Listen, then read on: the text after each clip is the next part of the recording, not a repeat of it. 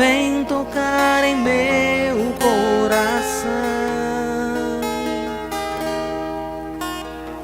Minha vida é frágil sem o seu tocar.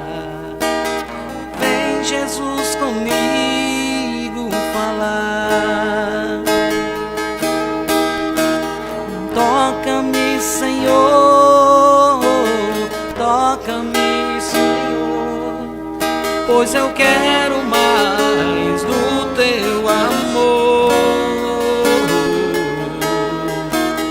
Toca-me, Senhor, toca-me, Jesus, pois eu quero mais da tua luz.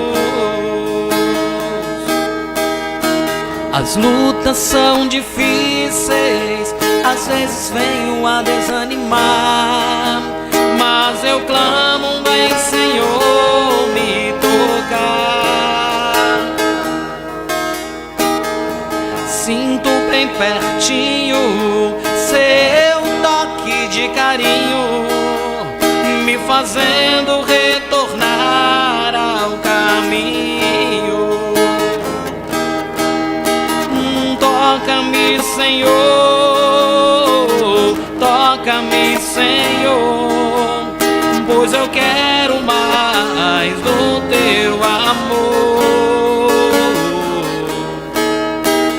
Toca-me, Senhor,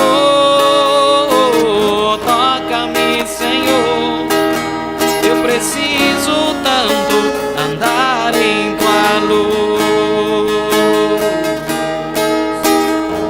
Que vida tranquila é esta com Jesus, lhe dizendo, filho, não larga a cruz.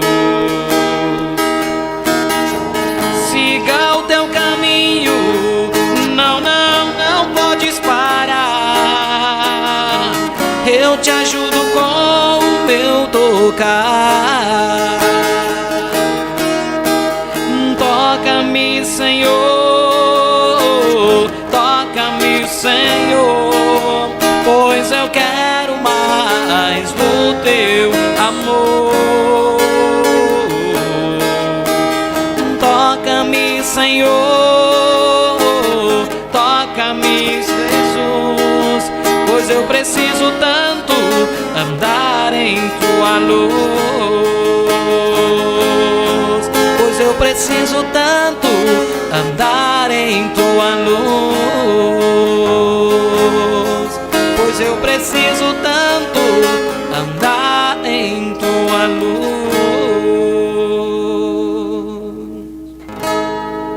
São tantas bênçãos que eu tenho pra contar e vitórias pra compartilhar. Eu não sei por onde começar, me aperta o coração.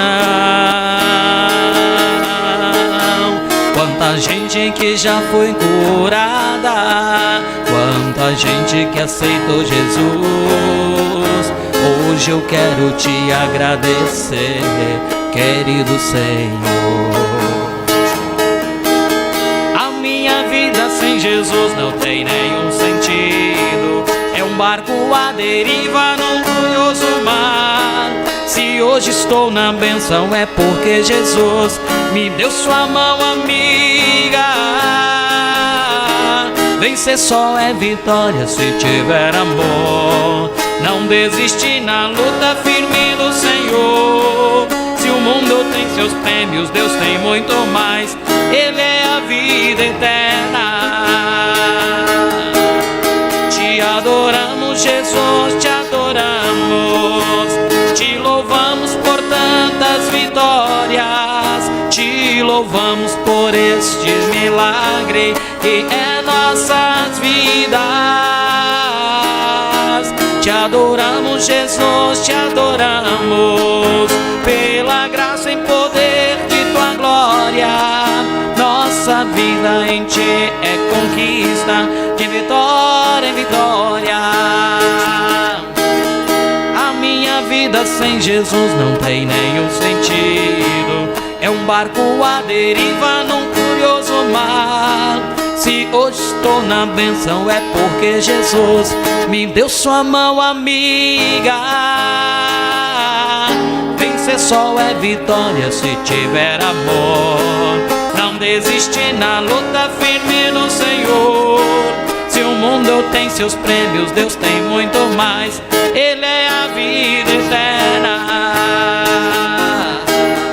Te adoramos, Jesus, te adoramos.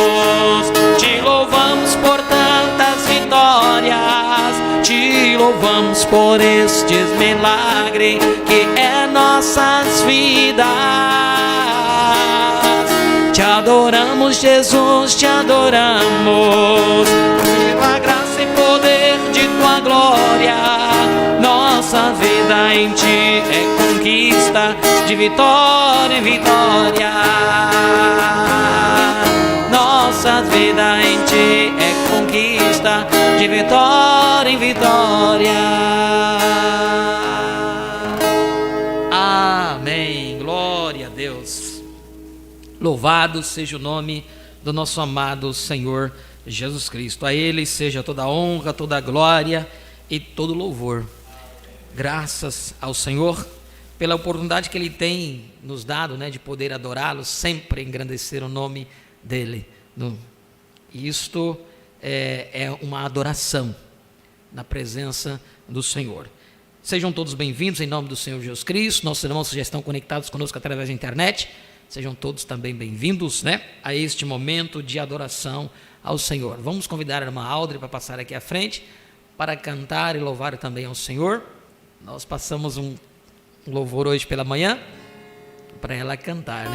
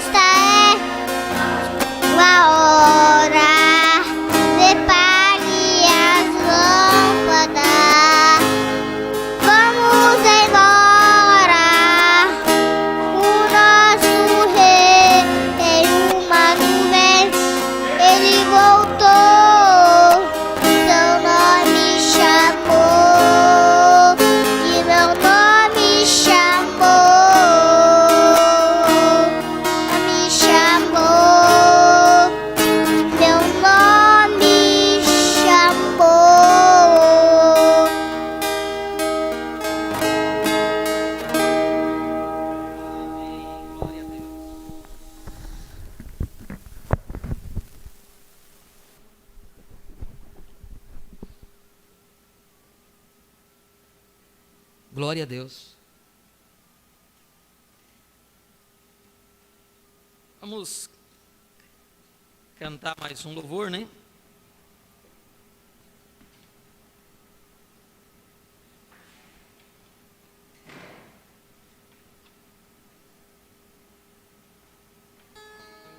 Começando aqui.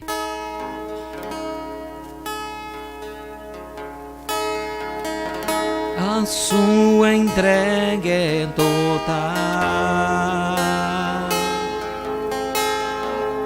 Jesus chegou em seu coração. Jesus chegou em seu coração. Chamou por seu nome, você atendeu. Algumas lágrimas vêm e vão lavando qualquer temor. O Espírito Santo está aqui, me abraça e lhe diz o quanto esperou.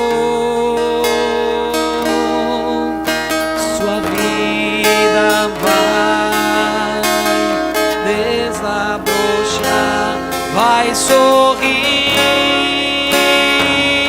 vai cantar, começando aqui e por todo sempre. O amor de Deus vai lhe acompanhar. Ele prometeu, jamais vai deixá-lo. Você não estará sozinho a vagar. Deus vai lhe amparar.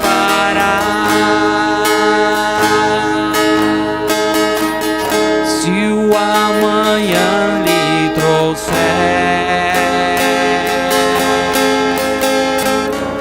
temores, dúvidas e pesar,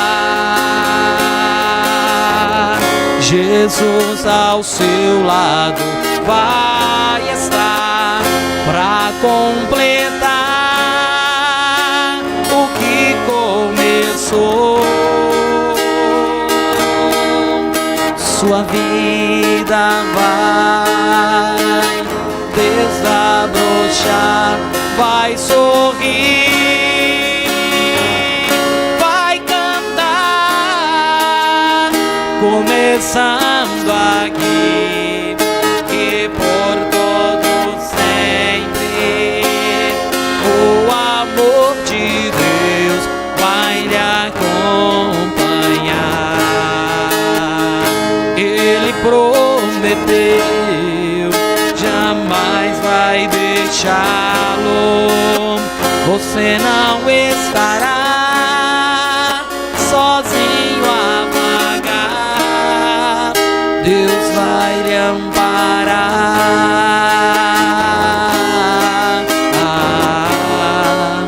Deus vai lhe amparar.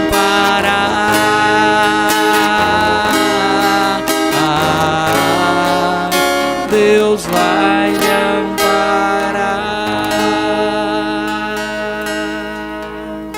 Aleluia, Jesus. Obrigado, Senhor Jesus. Vamos nos colocar de pé?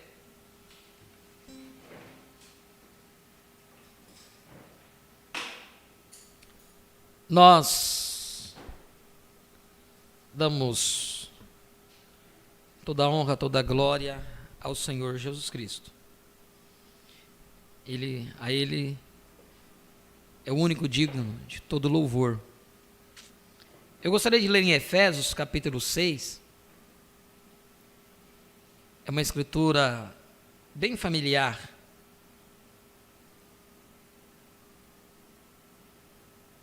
Mas nos ajuda a entendermos muitas coisas.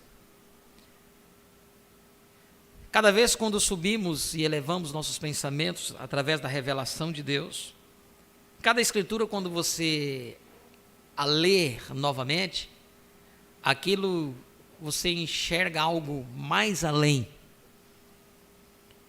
Então, Efésios capítulo 6, versículo 10 nos diz: no demais, irmãos meus, fortalecei-vos no Senhor e na força do seu poder.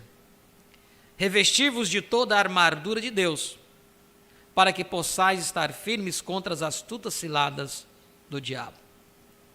Porque não temos que lutar contra carne e sangue, mas sim contra os principados, contra as potestades, contra os príncipes das trevas, em lugares, contra os príncipes das trevas deste século, contra as hostes espirituais da maldade nos lugares celestiais.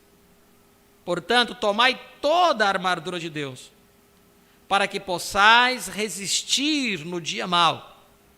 E havendo feito tudo, ficai firmes. Estai, pois, firmes, tendo cingido os vossos lombos com a verdade, vestida a couraça da justiça, calçados os pés na preparação do evangelho da paz, tomando sobretudo o escudo da fé, com o qual podereis apagar todos os dardos inflamados do maligno.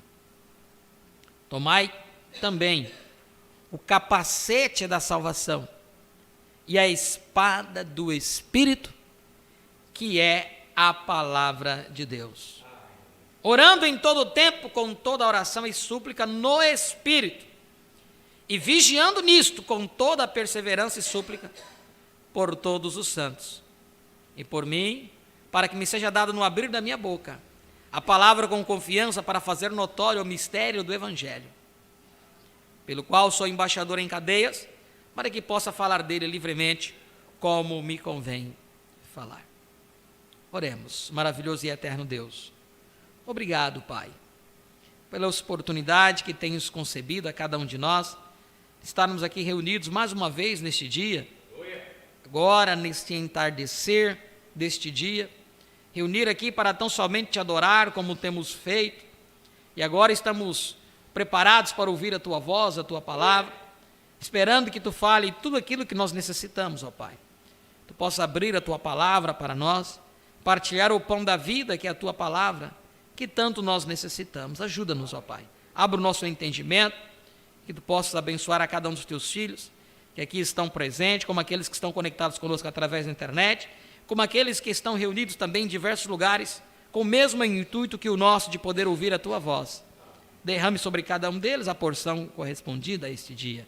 Nós te agradecemos por tudo, em nome de Jesus Cristo. Amém e amém. Podeis assentar, irmãos?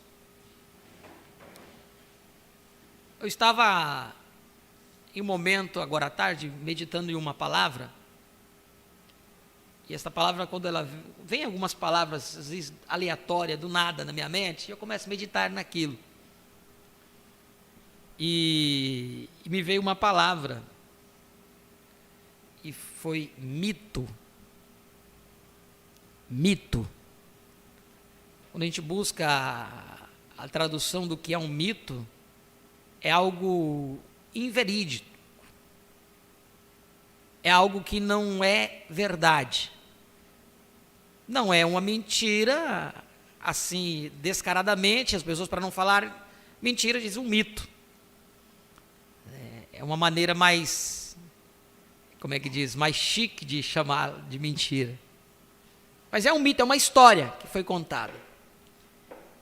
E eu meditando, por que essa palavra veio várias vezes na minha mente hoje? E eu estava buscando, né? Então, hoje, véspera de Natal, o mundo está um alvoroço todo, mas estão alvoroçados por um mito. Não que Jesus nunca nasceu. Sim, Jesus sim nasceu. Porém, nunca foi um dia como esse. Jesus nunca nasceu em dezembro, isso nós já conhecemos através da revelação da palavra desse dia. Mas tampouco o profeta foi como podemos dizer, bem incisivo e nem pronunciar uma palavra como essa, Natal. Ele não foi, ele pronunciava, quando ele pregava na véspera ou no Natal, ele dizia a todos um Feliz Natal. Mas sempre levando-nos a atentar para algo envolto a isso, ao acontecimento do nascimento de Jesus. Ele chegou a dizer numa das suas mensagens, não me recordo se foi no dia de Natal ou se foi numa véspera, ele diz: quando chega esta época, há algo diferente nas pessoas. E quando eles ouvem a história do nascimento de Jesus, aquilo fazem refletir alguma coisa de bom. Embora aqueles que não entendem a sua forma realmente de entender e meditar neste acontecimento, porque quando se deu esse acontecimento, o nascimento do menino Jesus, foi o próprio Deus descendo aqui em carne humana para uma obra redentora na cruz do Calvário. E ali ele veio, através do segundo êxodo, mudar-nos de uma condição natural para uma condição espiritual, resgatando-nos. Então esse segundo êxodo se deu aí, quando Jesus veio, cumpriu o seu ministério até o último dia na cruz, derramando o seu próprio sangue, para que assim aqueles que não havia mais oportunidade, pudessem ter a oportunidade através do seu sangue derramado. Então, o ápice de tudo isso, de todo este movimentar no mundo, se dá no nascimento do menino Jesus. Celebram de tal forma, mas a gente entendemos que a maior celebração do nascimento não está no nascer, e sim no morrer. Porque se ele tivesse apenas nascido, não tivesse morrido, o propósito não tinha sido cumprido. Por isso nós entendemos, o real cristão, o cristão verdadeiro, entendem o que isto realmente significa para o verdadeiro crente, que há mais significado para ele no dia da morte do que no dia do nascimento. Porque a morte é o que cumpre tudo, é o que coroa tudo, e nos resgata de uma eternidade no inferno, não digo uma eternidade, mas um tempo, no inferno, para que depois deixássemos de existir no grande trono branco, no lago de fogo, em corpo, alma e espírito, porque todos que hão nascido nesta terra, um dia hão de comparecer diante do trono branco, todos, certo que nós vamos ter dois grupos ali, um que estará julgando e o outro que estará sendo julgado, mas todos estarão diante do trono branco, e aquele que passar, entrará a vida eterna, com algumas condições, preditas ali na Escritura, que uma vez ao ano terão que ir ao Monte Santo, adorar, levar as suas ofertas, e tomar da folha da vida, para que eles possam continuar a viver. Isso nós conhecemos, isso vai ser lá para frente. Mas que Deus possa nos ajudar a entender o real objetivo do nascimento de Jesus, mesmo sabendo que ele nunca nasceu em dezembro, e sim, o profeta diz em março, final de março, abril, porque uma época como essa mesmo em Israel é inverno, os céus estão fechados, não há estrelas no céu. E quando Jesus nasceu, havia estrela no céu, que guiou os magos, os reis magos, até onde ele havia nascido. E essa época agora em Israel é inverno, momento frio, céus fechados. Isso não é novidade para nós, apenas reforçando isso, para que nós então possamos entender o real objetivo disso. E quando tivermos oportunidade, testificar disso. Ajudar para que as pessoas possam entender o real objetivo da vinda do Senhor Jesus Cristo, do nascimento dele, e um objetivo maior, que foi a sua morte na cruz do Calvário. Amém? Glória a Deus. Nós vamos louvar ao Senhor com mais um cântico, preparando o nosso espírito, para que assim nós possamos adentrar um pouquinho mais sobre este tema que estamos estudando, que é o terceiro êxodo. Amém?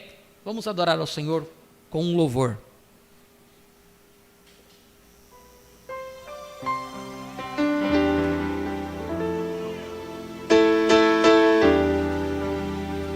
Que segurança, aleluia.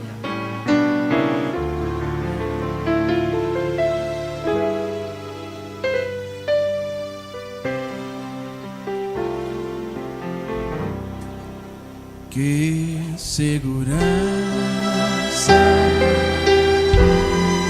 sou de Jesus, eu já desfruto o gozo da luz. Glória a Deus. Sou por Jesus, herdeiro de Deus, Ele me leva à glória do céu. Canta minha alma, cante ao Senhor. Rei de licença,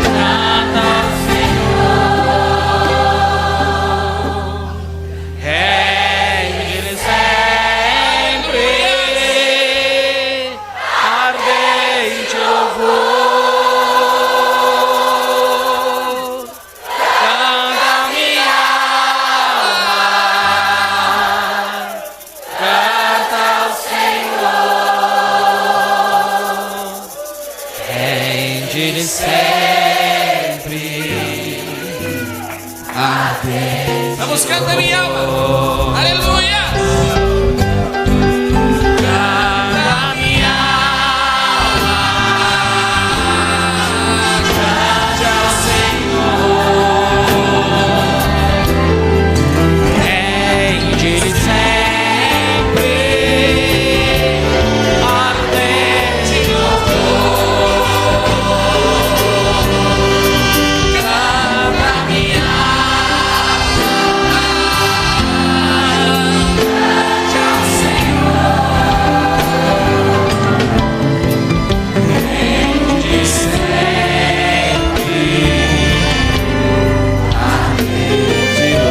Rende-lhe sempre. Rende-lhe sempre. Ardente louvor. Aleluia. Rende-lhe sempre. Ardente louvor. Glória a Deus, santo é o nome do Senhor. Aleluia. Nós estamos falando sobre o tema terceiro êxodo. Nós vimos o primeiro êxodo, é a saída de uma terra natural a entrar a uma terra natural. Depois nós encontramos o segundo êxodo, que é a saída de uma condição natural para uma condição espiritual. E o terceiro êxodo se dá a entrada à eternidade. Nós nos detivemos aqui no parágrafo 178, e nos parágrafos anteriores o profeta estava falando sobre Josafá e Acabe. Através da política, casou-se com Jezabel e trouxe e fez, e ele era comandado pela Jezabel. O profeta trazendo isto, uma correlação ao que há de acontecer hoje, e já estava acontecendo no dia quando ele pregou isso. Ele falando sobre o governo, sobre o sistema político e até mesmo o sistema religioso.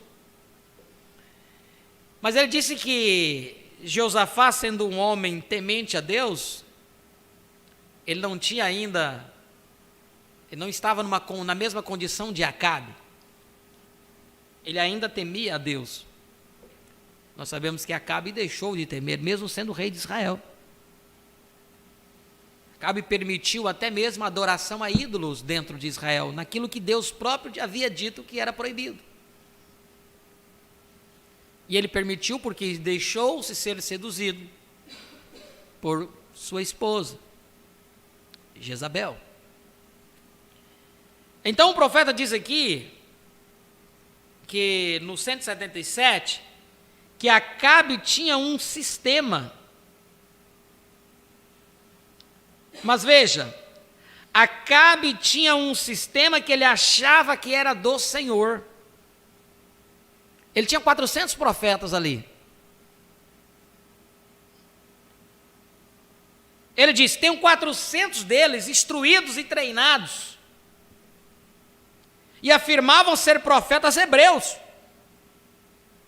Aí o profeta vem e diz assim, como grupos ministeriais hoje, que alegam ser de Deus. Mas aqueles 400 profetas não eram de Deus. Se fossem de Deus, se fossem chamados por Deus, ele saberia melhor do que eles estavam falando. E os trouxeram, e eles fizeram uma pergunta acerca do resultado da batalha. Quer dizer, nós podemos ir lá e pelejar contra Ramote de Gileade? Todos eles se juntaram e se uniram, do mesmo modo que o Concílio Ecumênico faz hoje, e apresentaram a questão. Sobe, o Senhor é contigo, porque esta terra de fato nos pertence. É verdade. A terra pertencia a Israel. Eles não estavam falando uma mentira. Que o Senhor era com Israel também não estava falando nenhuma mentira. Era óbvio que Deus estava com eles. Não, eles não tinham chegado aonde chegaram. Só o Senhor é contigo, porque esta terra de fato nos pertence. Lance os sírios para fora dela, e os filisteus, lance-os fora, porque a terra nos pertence. Isto parece muito razoável, está vendo? Todos falando a mesma coisa, os 400 profetas, e eram homens de renomes. Os povos daquele tempo criam que eles eram profetas. Então, se eles eram sendo profetas, estavam dizendo que eles poderiam ir, que Deus estaria com eles, e que a terra eles... Então ele diz, então nós podemos ir. No entanto, no fundo do coração de Josafá, olha só, todos dizendo a mesma coisa, mas no fundo do coração de Josafá, isso não parecia certo. Ele disse, sei que tens aí 400 ministros ecumênicos bem treinados, todos estão unânimes, até mesmo a ponto de terem feito um par de chifres de ferro.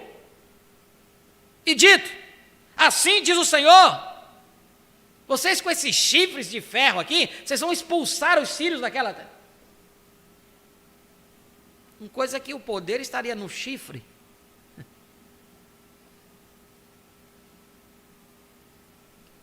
Assim diz o Senhor, mas será que poderíamos encontrar outro? E ele disse, não fale ao rei assim. O político disse, não fale o rei assim, porque esses homens são homens treinados. Eu próprio os treinei. Olha quem treinou ele. Um rei caído.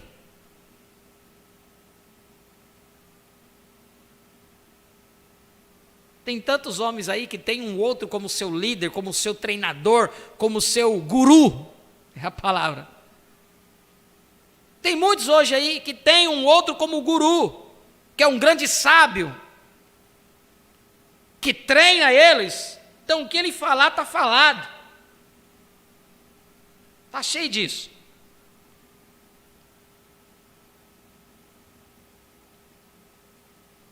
Eu próprio os treinei. É isso, está vendo? É isso. Eu treinei esses homens. Mas há mais um, porém eu o aborreço. Está vendo? Disse, esse é Micaías, filho de Imlá. Mas ele sempre está repreendendo-os. Ele está sempre me dizendo que eu estou errado. Não, nem sempre um que está dizendo que a coisa toda está errada, quer dizer que ele está errado. Quer dizer que aquela multidão esteja certa e ele esteja errado.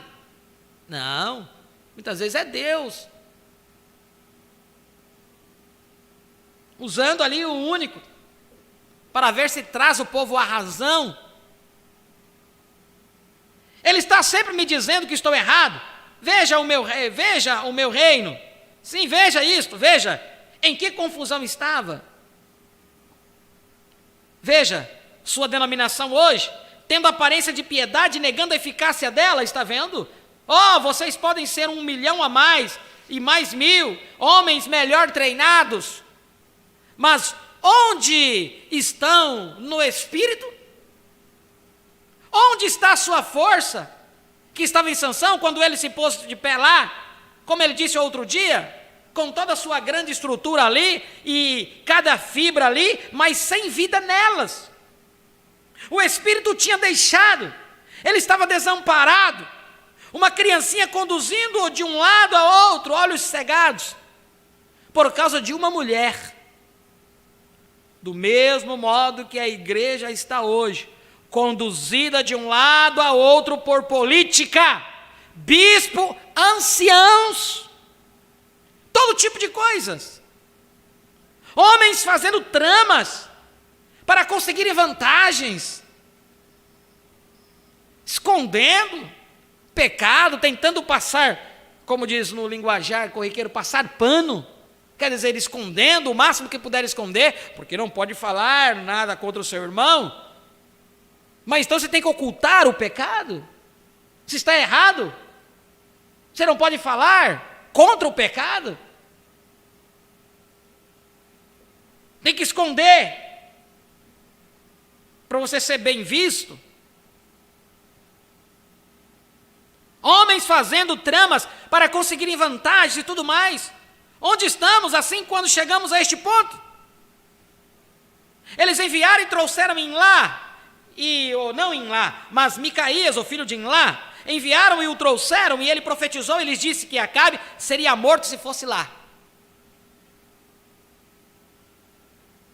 E aquele arcebispo deu-lhe um tapa na boca, e ele foi honesto acerca disso, disse: aonde o Espírito de Deus foi quando me deixou? Disse: tu verás.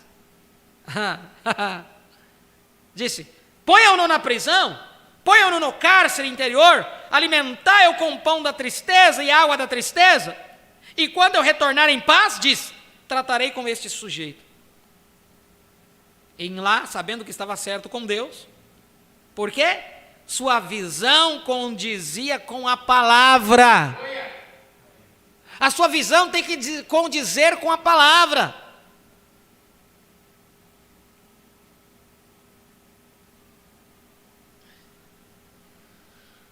Sua visão condizia com a palavra.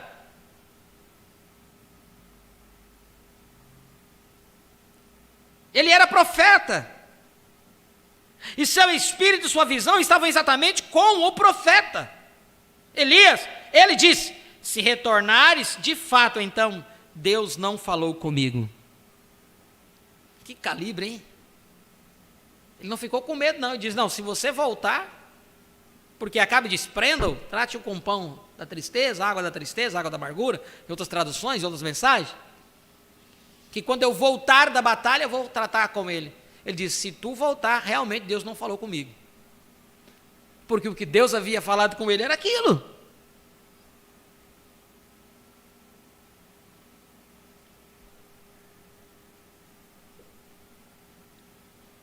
Agora, eu disse a este sujeito, qual estava certo?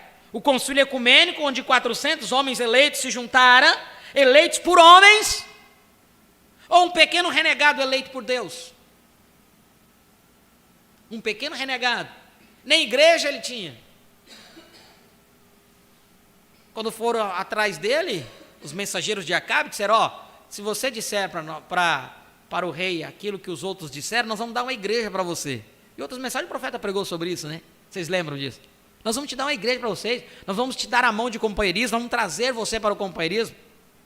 Ele diz: não, eu só vou dizer aquilo que Deus colocar na minha boca para falar. Aleluia! Não se comprometer com a palavra. É isso que o profeta diz para nós. Não se comprometa com a palavra para agradar homem, não, diga a palavra.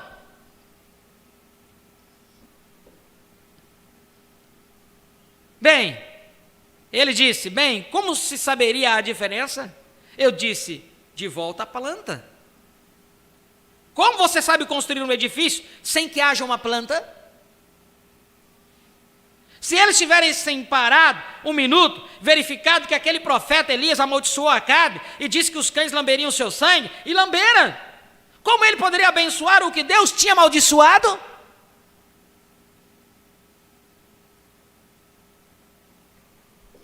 Muitas vezes queremos que Deus abençoe aquilo que Deus já amaldiçoou. A pessoa abandona a palavra, a pessoa abandona tudo.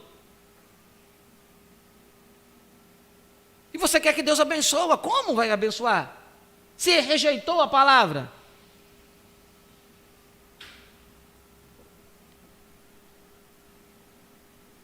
Como você pode abençoar qualquer coisa que Deus amaldiçoou?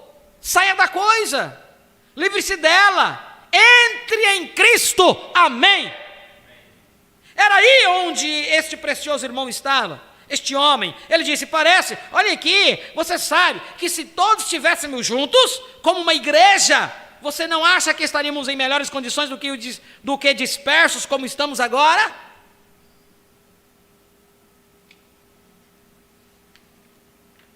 Isso não parece razoável. Se todos os protestantes e os católicos pudessem se ajuntar e chegar a um ponto em comum, mas como podem dois andar se não estiverem de acordo? Como se pode, quando um grupo aqui não crê em cura, o outro diz que crê, o outro opõe em algum outro tempo passado, alguns nem creem na Bíblia, e juntar isso, o que você tem? Deus não é autor de confusão.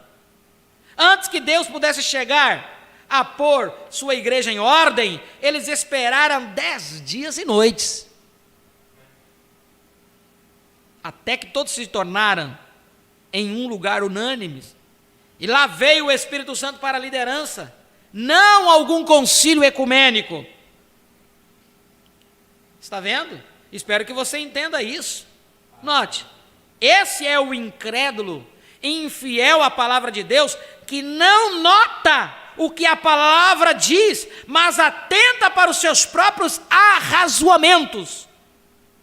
Foi isso que Eva fez, para começar. Ela confiou em seu arrazoamento. Satanás disse: agora, veja aqui, não é razoável? Eu sei que a palavra diz isso, mas espere um minuto, não é razoável que você estaria em melhor condição se soubesse a diferença entre o certo e o errado? Ora sim. Então, ela aceitou isso. Está vendo? Assim é com o arrazoamento. Agora, a incredulidade sempre leva a arrazoamentos, mas a fé nem chega perto disso. Aleluia! A fé não arrazoa, a fé crê e ponto.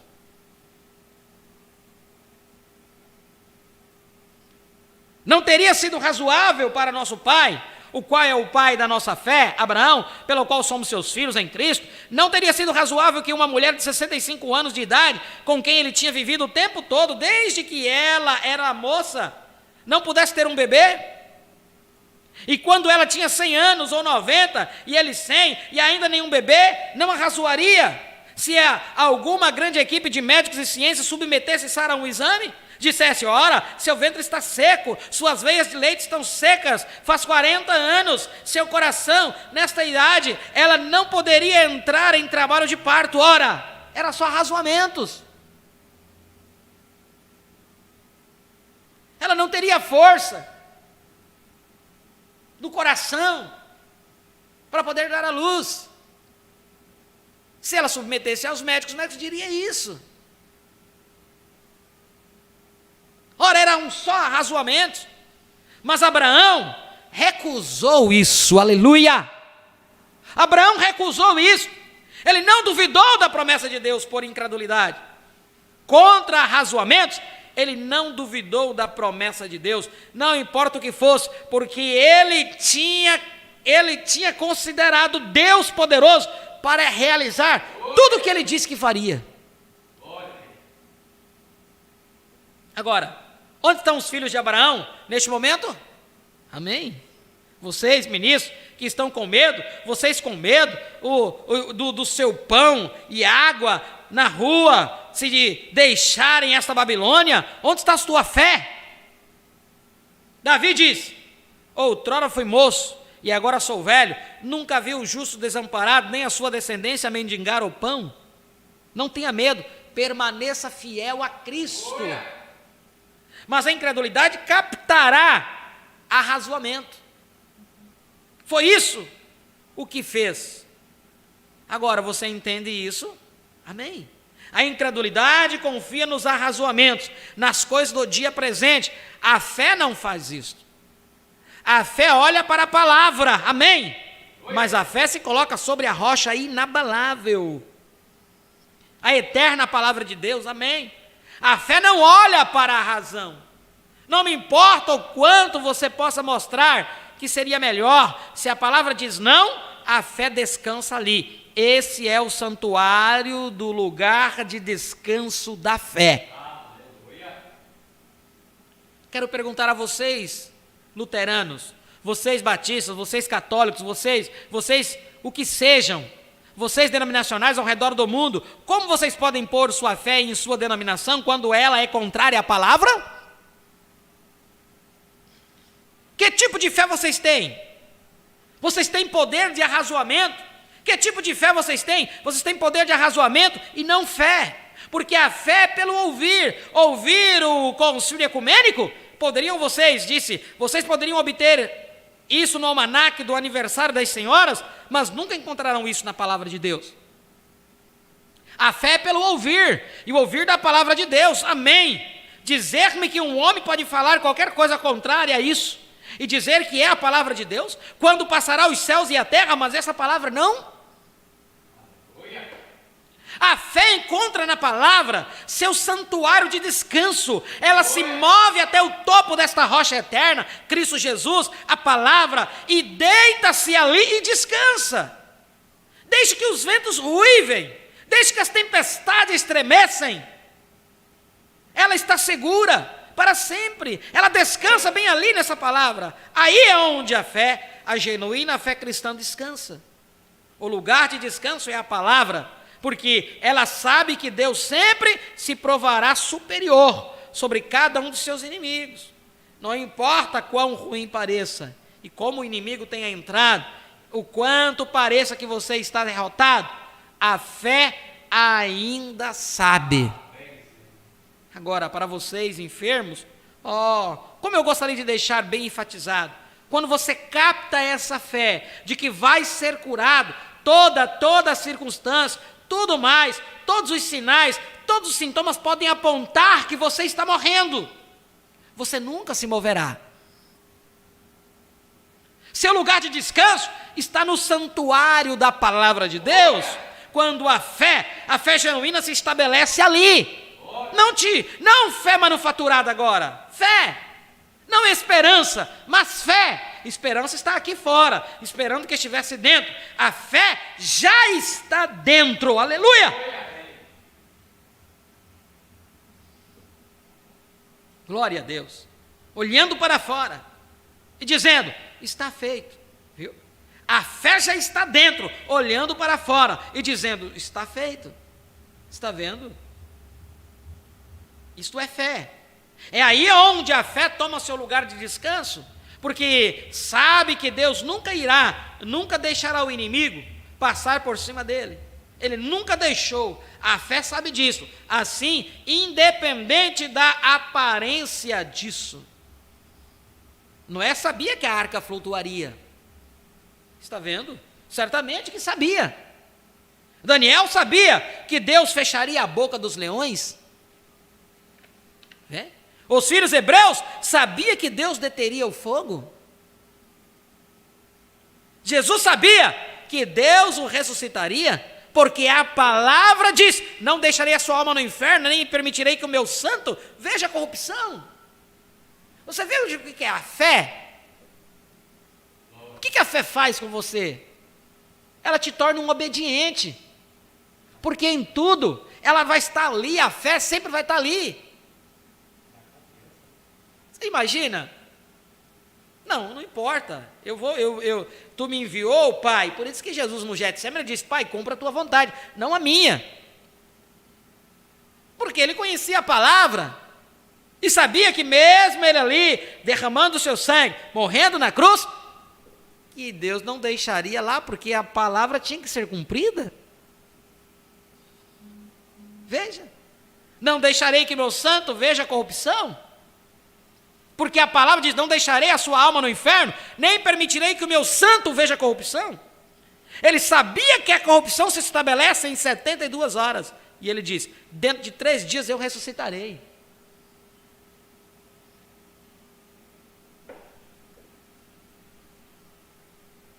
Está vendo? Tomou o seu lugar de descanso eterno no santuário da palavra de Deus. E ali permaneceu. É isso que nós precisamos, irmãos. É colocar o nosso lugar de descanso na palavra, estabelecer nossa fé aí, e não se preocupar mais com o quê? Arrazoar? Não, se você arrazoar, você vai cair do lugar onde Deus te levou. A razão tenta o melhor que puder para reconhecer Bem, esse sistema com certeza é melhor. Isso. Parece melhor, porque você está olhando com a mente intelectual. Você pode provar arrazoamentos, mas não pode provar a fé. Porque se puder prová-la, já não é mais fé.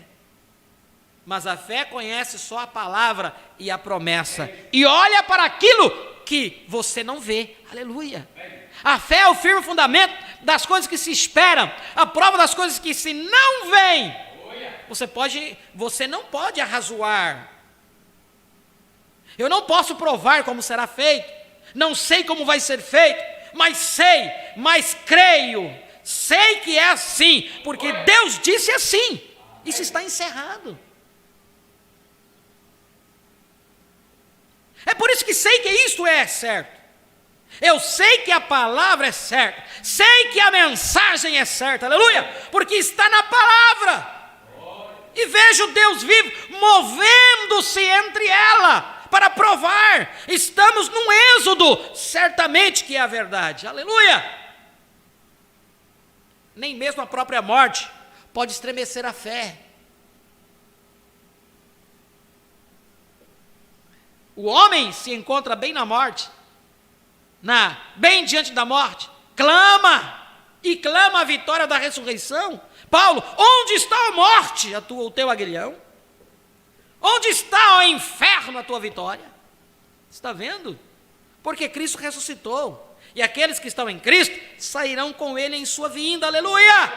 Está vendo? Não pode mudar isto.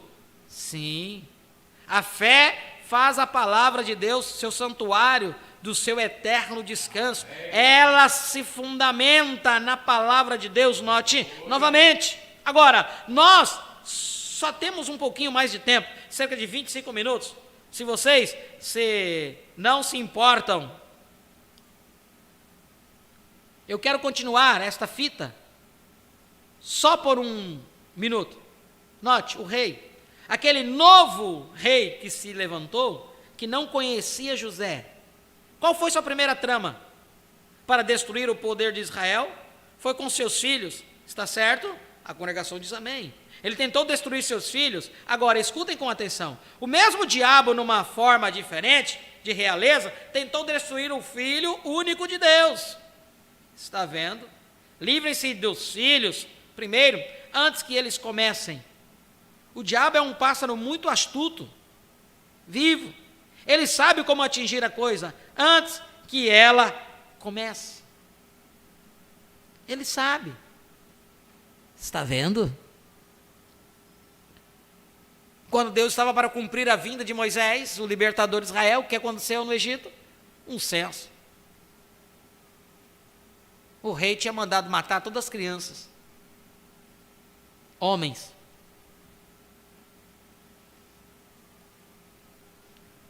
Quando veio nascer Jesus, Herodes também fez um censo, mandou eliminar as crianças, matar as crianças.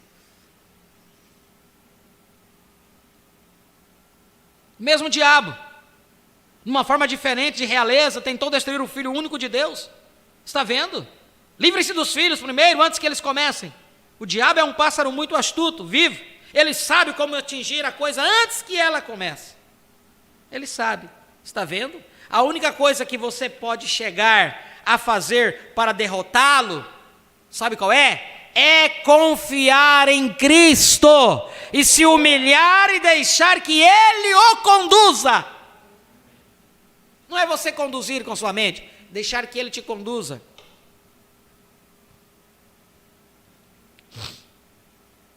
Está vendo? Você nunca fará isso de nenhuma outra maneira. Seus poderes intelectuais nunca farão. Você tem de crer, só confiar nele. Ele é o pastor. Não compete à ovelha manter o lobo afastado. Compete ao pastor manter o lobo afastado. Mas a ovelha tem de permanecer com o pastor para ficar segura.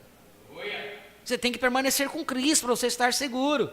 Porque não adianta, se você sai da presença de Cristo, como Ele vai proteger? Como Ele vai colocar o lobo longe?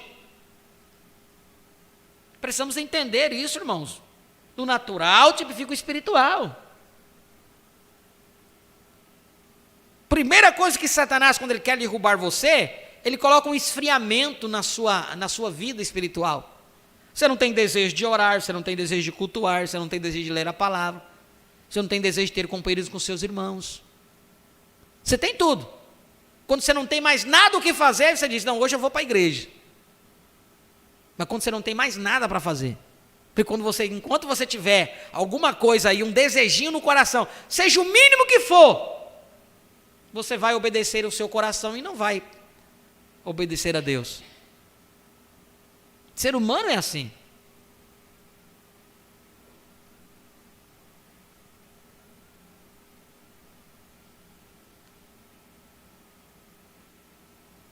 A gratidão a Deus, irmãos, é a falta de tudo isso.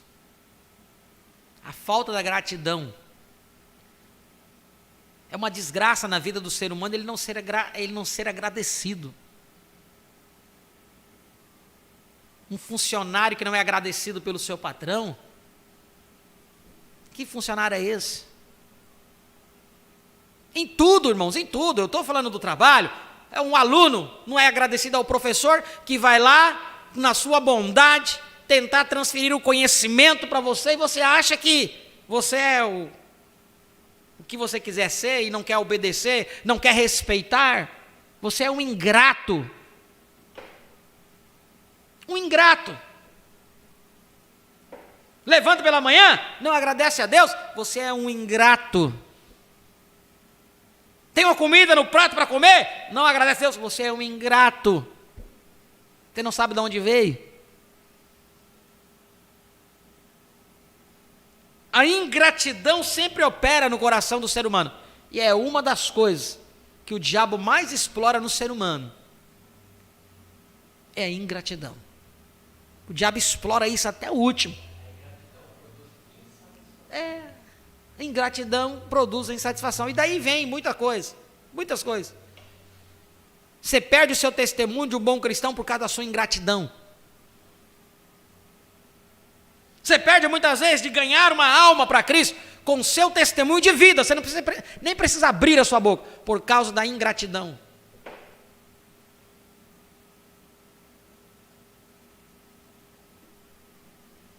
Eu sempre aprendi isso com uma vez um amigo e advogado. Ele disse, se você fizer o que você é pago para fazer, você não faz mais do que a sua obrigação. Simples assim. Quando eu escutei isso, sempre fiz além. Sempre fiz além. Por isso que sempre tive pessoas boas em meu caminho.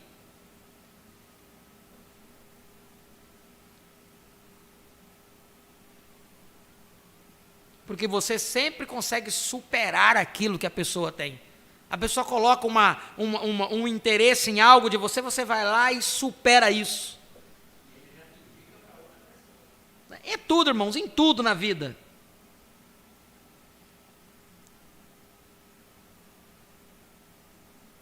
E a única coisa que você pode chegar a fazer para derrotá-lo, derrotar a Satanás, é confiar em Cristo. Se humilhar e deixar que o conduza. Cristo conduzir você. Está vendo? Você nunca fará isso de nenhuma outra maneira. Mas quando você não abre os teus olhos para isso, sabe o que é? Quando você não presta atenção nisso, em confiar e deixar Cristo te conduzir, sabe qual vai ser o fim? Igual de Sansão. Ser conduzido por uma criança, com seus olhos cegos. Por quê? Porque se encantou com o que ele não deveria ter se encantado. Um homem com tal poder, com tal confiança de Deus na sua mão, para proteger Israel, caiu por causa de quê? De uma mulher. Caiu por causa de uma mulher. Quantos homens não têm caído por causa disso? Deixado o seu lar, deixado a sua casa, perdido sua família. Fama, dinheiro e mulher, 3 coisas, né? Derrubam o homem. Só confiar nele Está vendo? Você nunca fará isso de nenhuma outra maneira. Seus poderes intelectuais nunca farão. Você tem de crer, só confiar nele. Ele é o pastor. Não compete à ovelha manter o lobo afastado. Compete ao pastor, mas a ovelha tem de permanecer com o pastor para ficar segura. Essa é a minha zona de segurança, é em Cristo. Cristo é a palavra, essa é a zona de segurança. Note, o diabo na forma de Ramsés, um rei, a primeira coisa que ele fez foi se livrar das crianças com morte natural. Então logo o Filho de Deus nasceu, ele tinha se mudado do Egito, porque Deus destruiu o Egito, amaldiçoou-o, nunca voltou desde então. Então ele esteve em Roma, Satanás mudou o seu trono para Roma. E a primeira coisa que Roma fez para destruir tudo isso, para ter certeza, o diabo naquele sistema romano tentou destruir o quê? O Filho de Deus para começar. O mesmo diabo. E hoje, ele tem feito a mesma coisa. Sob o sinal do Espírito agora religioso. Não há mais uma perseguição natural, mas sim uma perseguição religiosa. Sinal do Espírito agora, religioso, professando ao cristianismo, tomando nossas moças, casando-as com moços católicos, fazendo-os criar seus filhos católicos, para quebrar o poder do outro lado. Aí está seu demônio, aí está seu diabo sentado sobre 7 montes, usando coroas tríplice, simplesmente espertalhão e astuto, inteligente, intelectual, como a serpente, a semente da serpente, seus filhos usando as mesmas técnicas intelectuais. Veja, então, eles mataram os filhos. Nas outras 2 vezes, eles mataram os filhos com o quê? 2 vezes. Agora, lembre-se, observe essas 2. E essas 3, está vendo? Ele matou os filhos das primeiras 2 vezes com morte natural. E desta última, ele está tomando os filhos e os matando com morte espiritual. Casando, misturando-os em casamento.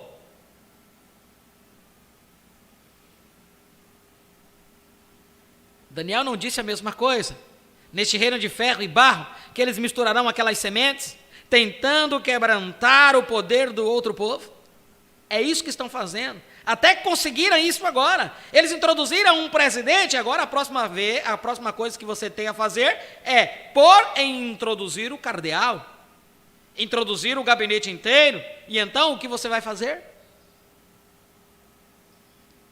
Uma nação que iniciou com bases cristãs, hoje, seu líder máximo é um católico. Chegou lá por o quê? Pelo voto do cidadão. Chegou pelo voto do cidadão.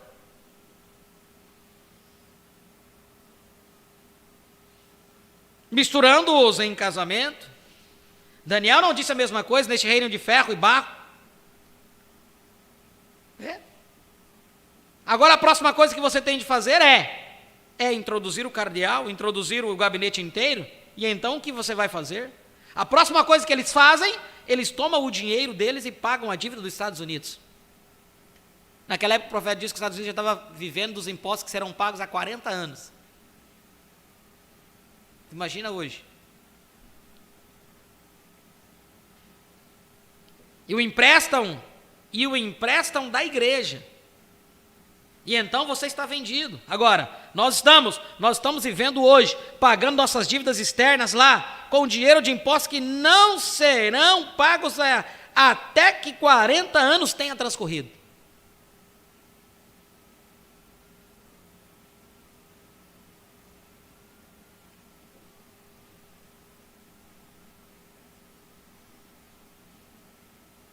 Nós não temos mais dinheiro, mas a igreja tem. A Bíblia não diz que ela estava adornada com ouro? Oh, que coisa! Mas é assim que fazem. Vejam, casam com suas filhas, e as filhas casam com seus filhos, criam seus filhos católicos, exatamente matam-nos com morte espiritual. E a Bíblia não diz que ele a lançaria numa cama de mundanismo e feriria de morte espiritual seus filhos? Apocalipse 17. Está vendo? É sempre a palavra. Não me importa onde se vá, ainda é a palavra. Tem de se encaixar corretamente no quadro. Se não é a palavra, não é a palavra. Se não conseguir que seja a Bíblia de um extremo ao outro, então está errado. Olhe, durante esse tempo, Deus estava treinando o seu servo para o seu trabalho. Treinando-o fora de vista deles, fora dos planos deles, seus esquemas. Estão entendendo? Fora do sistema organizacional deles. Deus estava treinando o homem para o seu propósito. Aleluia. Ele só estava deixando isso prosseguir. Deixou-o casar, ter sua esposa, filhos, filho Gerson. Ele estava vivendo em uma vida muito boa, abençoando-o ali, mas o tempo todo ele o estava aprontando, treinando-o. Deus e seu inimigo fizeram no natural, então, exatamente como Deus e seu inimigo estão fazendo no espiritual agora. Eles os mataram com morte natural, agora com morte espiritual. O cavaleiro do cavalo amarelo, cores misturadas, branco, vermelho e preto. Dá o quê? O amarelo. Está aprontando um homem natural. Está vendo? Agora com morte natural.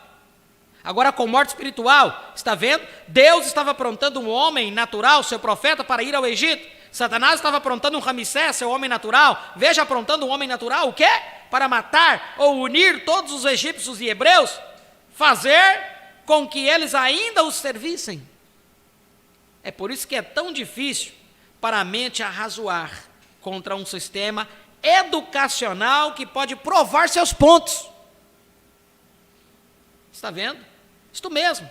Sua mente sempre irá à educação. Intelectuais e mente que arrazoa nem mesmo vê isso. Vocês assistiram os 10 Mandamentos de Cecil DeMille? Acho que muitos de vocês assistiram. Não creio em ir em cinemas, toda essa coisa, mas recomendei à igreja que qualquer um, se não tivesse nada além disso, que quisessem assisti-lo, estariam bem se quisessem fazê-lo, porque eu não deixaria. Primeiro, alguns de meus irmãos foram, eles vieram me contando, havia muitos anos que eu não ia a um. Finalmente, eu fui aqui, quando estava sendo apresentado neste drive-in, que é um sistema nos Estados Unidos que você vai de carro, como um estádio. Você entra com o carro, estaciona e lá tem a tela e você assiste, de dentro do seu carro, assiste o filme. Isso é drive-in.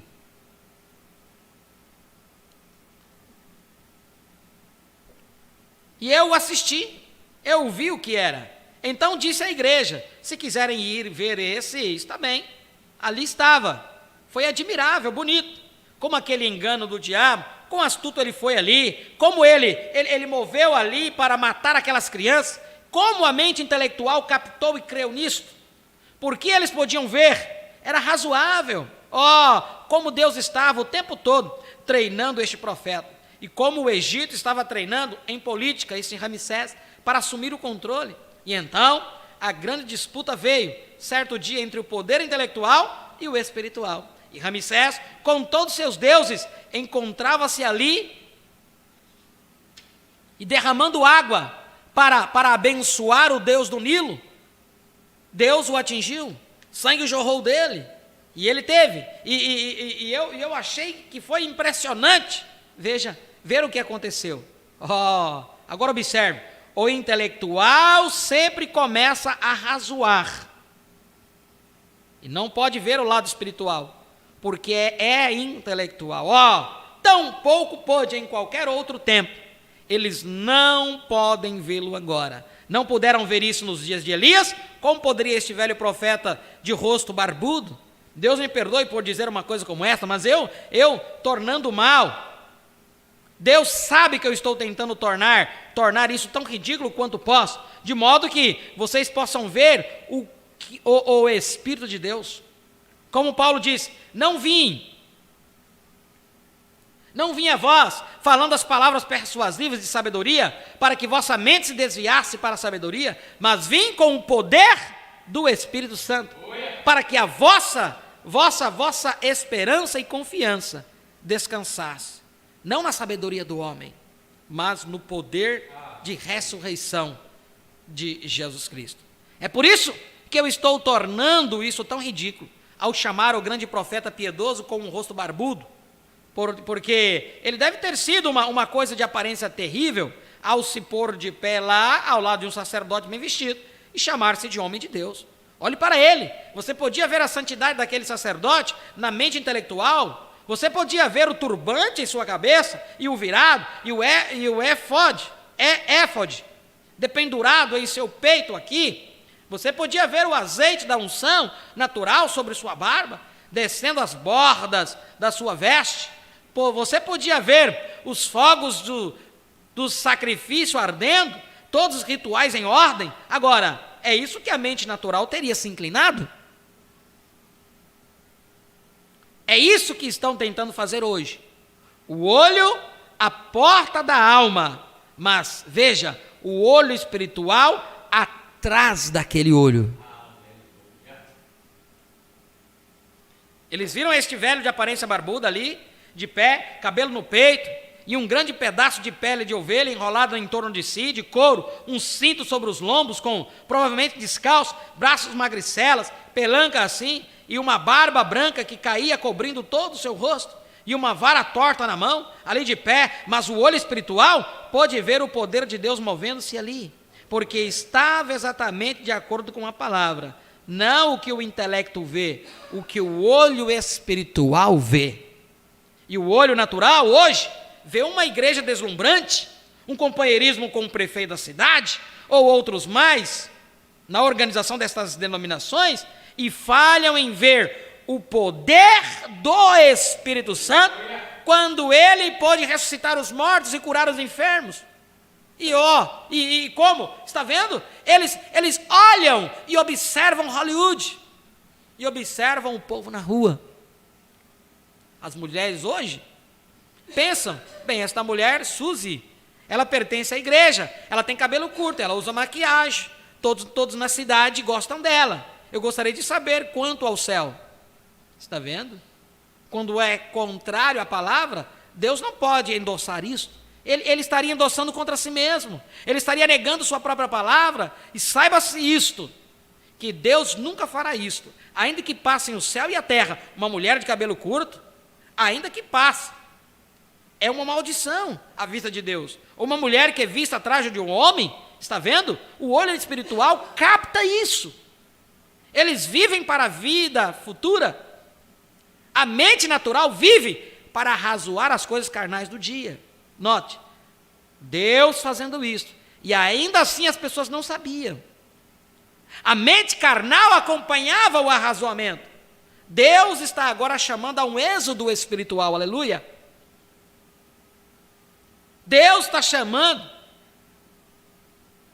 está agora chamando um êxodo espiritual, ao passo que ele chamou um êxodo natural para o seu povo, ele está chamando um êxodo espiritual hoje, ao seu quê? Seu eleito. Só ao seu eleito. Aleluia. Somente ao seu eleito vai ver isto. Feche os teus olhos neste momento. Pai, muito obrigado, Senhor Jesus, pela porção da tua palavra dada-nos nesta noite.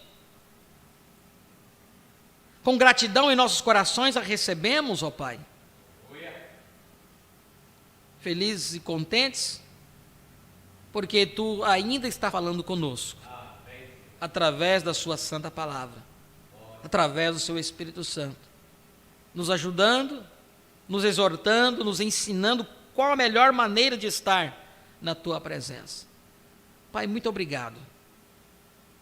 Receba toda a nossa gratidão, todo o nosso louvor, ó Pai, por tudo que tu tens feito em nossas vidas e por tudo que hás de fazer. Te louvamos, e engrandecemos o teu nome pela sua eleição, ter nos elegido desde antes da fundação do mundo para poder ver isso que estamos vendo neste dia, ó Pai. Ajuda-nos, abençoe cada um dos teus filhos que aqui estiveram, como também aqueles que estiveram conectados conosco através da internet. Derrame suas bênçãos sobre cada uma das vidas deles, ó Pai, em nome de Jesus Cristo.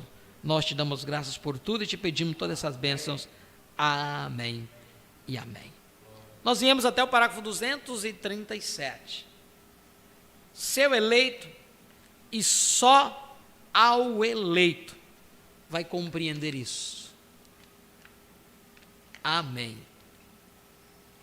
Com aquele louvor, né? Um dos tais, né? Podes tu também dizer, sou um dos tais. Glória a Deus. Vamos aqui agradecer à nossa audiência que estiveram conectados conosco através da internet. Para nós sempre é uma honra ter cada um de vocês aqui conectado conosco, onde vocês fazem um esforço de estar sempre conosco aí do outro lado.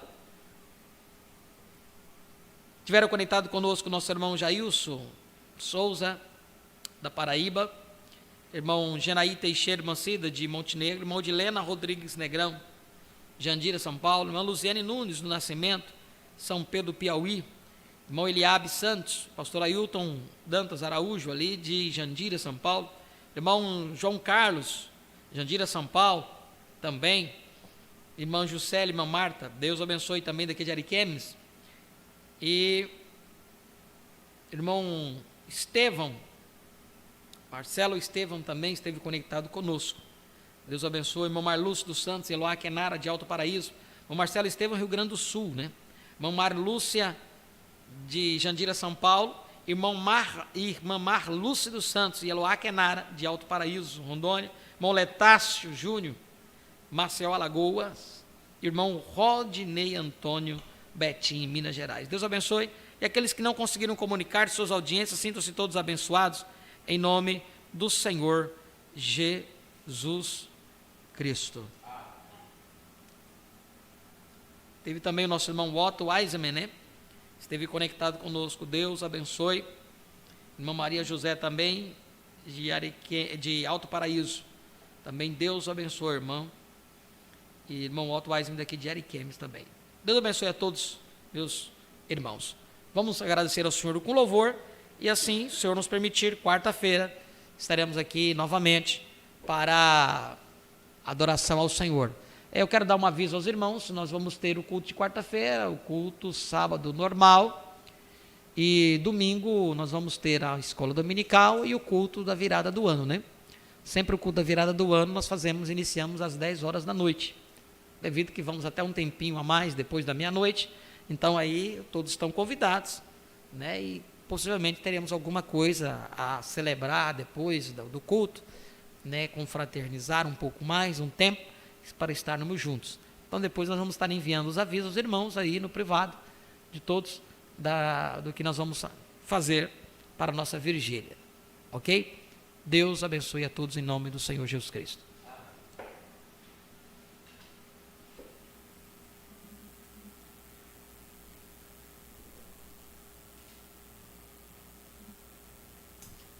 Povo eleito, caminhando à perfeição. Somos um povo eleito, chegando à adoção. Vimos nossos nomes no livro e fomos livres do pecado. Povo eleito, rumo à transladação. Povo eleito, caminhando à perfeição. Somos o povo eleito, chegando à adoção. Vimos nossos nomes no livro, fomos livres do pecado. Povo eleito, rumo à transladação. 7 trovões no capítulo 10 de Apocalipse são uma profecia que foi cumprida no tempo